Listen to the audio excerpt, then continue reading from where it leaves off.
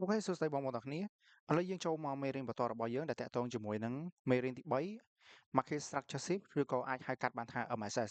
ថាតើតាក់ទងជាមួយនឹងMarket Structure Shift គេអាចឲ្យយើងដឹងអីគេខ្លះអញ្ចឹងតាក់ទងជាមួយនឹង Market Structure Shift ឬក៏អាចយើងហៅកាត់បានថា MSS ហ្នឹងគឺជាការមកផ្ដាច់ជាមួយនឹង strong low ឬមួយក៏ strong high ដើម្បីផ្លាស់ប្ដូរពីលំហូរពី up trend ទៅ down trend ពី down trend ទៅ up trend វិញចំណុចកន្លែងទៅហ្នឹងគឺសំខាន់គឺលើតែយើងចាប់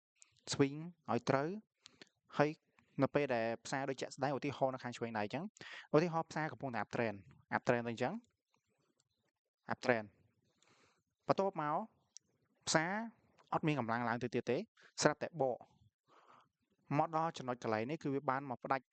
តាក់ទងជាមួយនឹង swing low ឬក៏អាចនិយាយបានថានៅពេលដែលផ្សារឡើងទៅអញ្ចឹងខាងលើមិនត្រូវជា weak high បន្ទាប់មកវាអត់ឡើងទៅផ្ដាច់ទេបន្ទាប់មកវាអត់បន្តឡើងទៀតទេស្រាប់តែចុះបកមកផ្ដាច់ជាមួយនឹង strong low weak ឬក៏អាចយើងហៅថា swing low ឬក៏ strong low ហ្នឹងអញ្ចឹងដល់ពេលដែលវាផ្ដាច់ជាមួយនឹង swing មួយហ្នឹង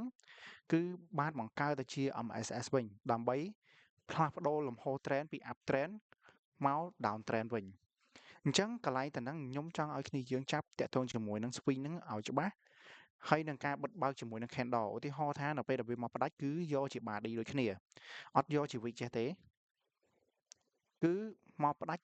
ជា body ឲ្យតន់មួយកន្លែងទៅហ្នឹងព្រោះដោយសារតែចំណុចកន្លែងហ្នឹងគឺត្រូវសំខាន់នៅពេលដែលផ្សារបកផ្ដាច់ចុះខាងក្រោមទៅហ្នឹងភ្លាមគឺយើងអាចមើលបដូរលំហូរផ្សារគឺវាអាចនិយាយបានថាវាបដូរលំហូរផ្សារគឺយើងអាចរកមើលកន្លែង entry បដូរពី buy យើងចូលមក sell វិញអញ្ចឹងនៅពេលយើងចាប់អាហ្នឹងអត់ត្រូវផ្សារកំពុងតែចុះមកផ្ដាច់ចេញជា MSS យើងចូលទៅ buy គឺប្រកាសជា CSL អញ្ចឹងកន្លែងហ្នឹងយើងត្រូវឲ្យច្បាស់កន្លែងទៅហ្នឹងអញ្ចឹងឥឡូវខ្ញុំចូលមកឧទាហរណ៍នេះមួយទៀតនៅពេលដែលផ្សារកំពុងតែ down trend វិញឧទាហរណ៍ផ្សារកំពុងតែចុះមកអូខេបកឡើង retest បកឡើង retest បក retest បកឈុំតិចឈុំស្រាប់តែវាមកផ្ដាច់ជាមួយនឹងនេះស្រាប់តែវាមកផ្ដាច់ទៅនេះដែលវាជា swing high ឬក៏អាចយើងថាជា strong high ដែលយើងចាប់យកទៅហ្នឹងមកផ្ដាច់ទៅហ្នឹងអញ្ចឹងបើថាអាហ្នឹងគឺជា MSS នៅទៅហ្នឹងហើយវាផ្លាស់ប្ដូរលំហូរ trend បន្ទាប់មកអាចនិយាយបានថានៅពេលដែលវាចាំតិច MSS អូខេជាស្រ័យ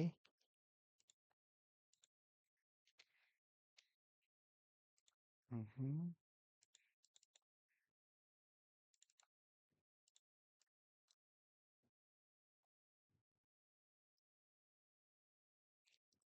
េវាមកផ្ដាច់ជា MSS បន្ទាប់ពីវាបានមកផ្ដាច់ជាមួយនឹង swing low ទៅនេះ swing low ដែលយើងហៅថា wick low ហ្នឹងចេញជា BOS BOS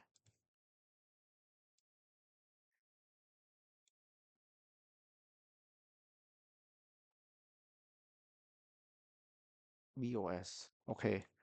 អញ្ចឹងនៅពេលដែលវាមកផ្ដាច់ទៅហ្នឹងតែនេះក៏ swing ដែរប៉ុន្តែអ្វីដែលសំខាន់គឺយើងចាំមកផ្ដាច់ជាមួយនឹង swing ដែលវាបង្កើតនៅខាងលើនេះល្អជាងសូម្បីតែកន្លែងទៅនេះក៏យើងអាចចាប់យកបានជា MSS ដែរប៉ុន្តែខ្ញុំអត់ចង់ចាប់យកទៅនឹងទេខ្ញុំចង់ឲ្យចាប់នៅកន្លែងទៅនេះពីព្រោះកាលណាដែលភាសាវាមកផ្ដាច់ជាមួយនឹង swing ធំដល់ពេលដែលវាមកផ្ដាច់ទៅនឹងគឺ strong ភាគរយដែលវាបកបដូរលំហូរ trend គឺច្រើនជាងផ្ដាច់ទៅនេះក៏បានដែរក៏យើងអាចយកជា MSS ដែរដល់ពេលដែលវាបង្កើត swing នៅទៅនឹងប៉ុន្តែទៅនេះ strong ជាងអូខេអញ្ចឹងតកតងជាមួយនឹងមេរៀន MSS គឺមានតែប៉ុណ្្នឹងបើសិនជាមានចម្ងល់តកតងជាមួយនឹង